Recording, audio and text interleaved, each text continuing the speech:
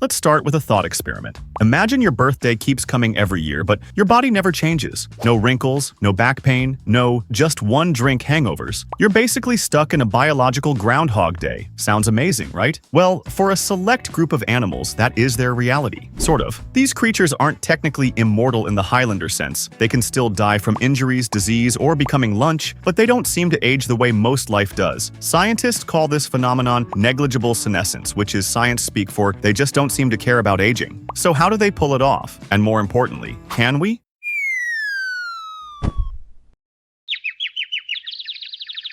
Let's define immortality, biologically speaking. Biological immortality isn't about living forever. It's about not dying from old age. In humans, aging increases the risk of everything. Heart disease, cancer, forgetting why you walked into a room. But some animals don't show this kind of age-related decline. Their probability of dying doesn't seem to increase over time. That's right, they're aging rebels, nature's loophole exploiters. Creatures that looked at the clock and said, "Nah, I'm good." This doesn't mean they can't die. But left undisturbed, some species seem to live indefinitely. From a cellular standpoint, these animals have tricks up their biological sleeves: superior DNA repair, highly active stem cells, low oxidative stress, or enzyme systems that clean up cellular messes before they get deadly. In humans, this breakdown is what leads to wrinkles, organ failure, and the infamous "I slept wrong and now I can't turn my head" syndrome. Now, let's meet a few of these biological Peter Pans. The rock star of Immortality, the Hydra? No, not the Marvel villain. The real Hydra is a tiny freshwater creature with tentacles and zero chill when it comes to dying. Scientists have studied Hydras for decades and found something mind-blowing. They don't age at all. Like, seriously. Hydras continuously renew their cells using a pool of highly active stem cells. These stem cells don't wear out or slow down over time. One study kept Hydras alive under ideal lab conditions for over 4 years, without any sign of senescence. That's equivalent to a fruit fly living for a millennium. So why aren't we all turning into Hydras? Well, they're simple. No brains, no organs, just a tentacled tube with great regenerative abilities. Turns out, immortality is easier when you don't have taxes or a central nervous system.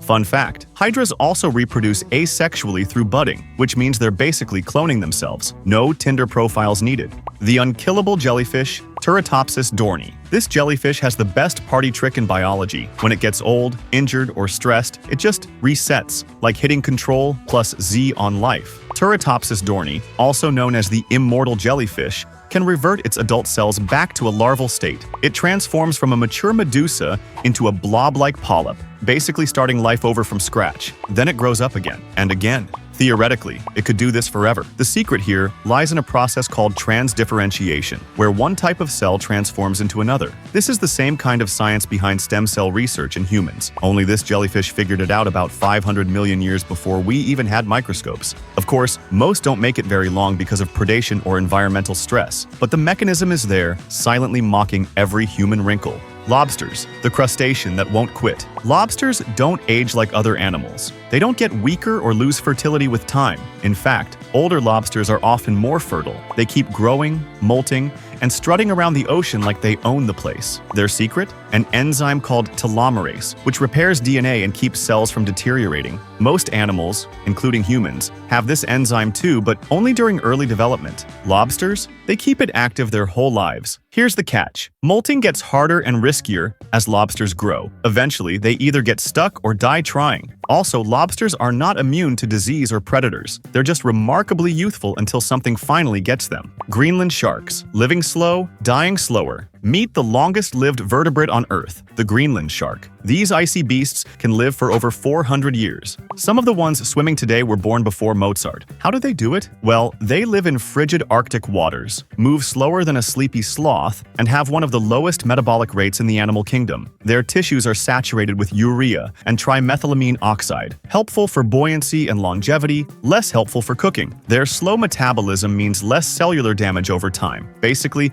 they're the sloths of the sea, but with sharper teeth. Fun fact, they don't even reach sexual maturity until they're around 150 years old. Talk about a long adolescence. Imagine being a hormonal teenager for a century and a half. Naked mole rats, wrinkly little superheroes. These bald, buck-toothed rodents are straight out of a sci-fi movie. They live in dark tunnels, rarely drink water, and basically ignore all the rules of mammalian biology. First of all, they're resistant to cancer. Second, they barely feel pain. Third, they live for over 30 years, which is insane for a rodent. Mice live 2 years. Tops. Even weirder, their mortality rate doesn't seem to increase with age. One study found no age-related rise in their risk of dying. That's like a human being as likely to die at 90 as at 30. Why? Their cells are incredibly stable. They also have unique proteins that resist clumping, a key factor in age-related diseases like Alzheimer's. And they live in a social colony where one queen does the reproducing. So most mole rats focus on digging tunnels and living forever. It's a bit like The Handmaid's Tale, but underground and wrinklier. Planarian flatworms, regeneration on steroids. Chop off a piece of a planarian, and it grows back. Cut it in half. And now you have two planarians. Scientists love them because they can regenerate anything: brain, eyes, even reproductive organs. Some species also avoid aging through constant regeneration. They're packed with pluripotent stem cells that can become any cell type.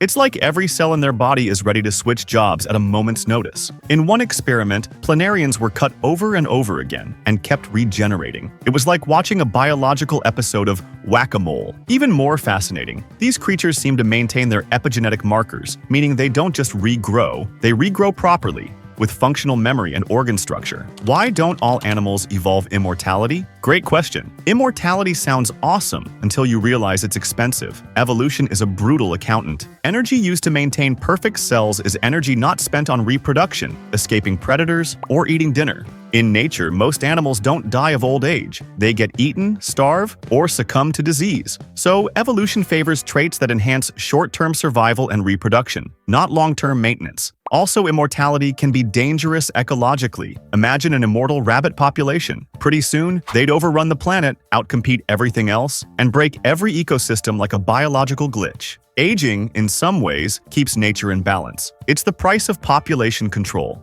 Could humans ever be biologically immortal? Science is trying. From gene therapy to telomerase research to stem cell rejuvenation, we're learning from nature's long-lifers. CRISPR might help edit aging genes. Drugs like rapamycin show promise in extending life in lab animals. But it's tricky. Messing with cell cycles can increase the risk of cancer. Too much regeneration? You get tumors. Not enough? You get old. Biological immortality in humans isn't impossible, but we'd need to solve dozens of cellular puzzles without creating new ones. Also, ethical question. If no one ever dies, where do we put everyone? And what about inequality? Would immortality only be accessible to the rich? Would it lead to a world where the ultra-wealthy literally never relinquish power? These are more than science fiction questions. They're real ethical debates happening in labs and conferences right now. Let's say we do it. We crack the code. Humans stop aging. Would we want to live forever? Some say yes. Think of the knowledge, the wisdom, the books you could finally finish. Others say no. What gives life meaning is its end. The ticking clock creates urgency. It makes things matter. And what about boredom? Eternal life might sound great until year 374 of watching the same sitcom reruns. Immortality might solve death, but it doesn't promise purpose. Even so, learning from these animals might help us stretch life a bit further, live healthier, longer, and with a little more appreciation for the biology that lets us dance, think, laugh, and age in the first place. The clock is optional for some. Animals like hydras, jellyfish, and mole rats show us that aging isn't inevitable, it's negotiable. They've evolved weird, wild workarounds that defy everything we thought we knew about biology. And while humans might never be immortal in the jellyfish sense, understanding these animals might unlock ways to extend not just lifespan, but health span. The number of years we live well. Until then, eat your veggies, wear sunscreen, get some sleep, and maybe send a thank you card to the Hydra for inspiring the next chapter of medical science. Because somewhere in a lab, there's a biologist looking at a jellyfish and thinking, "You lucky little blob."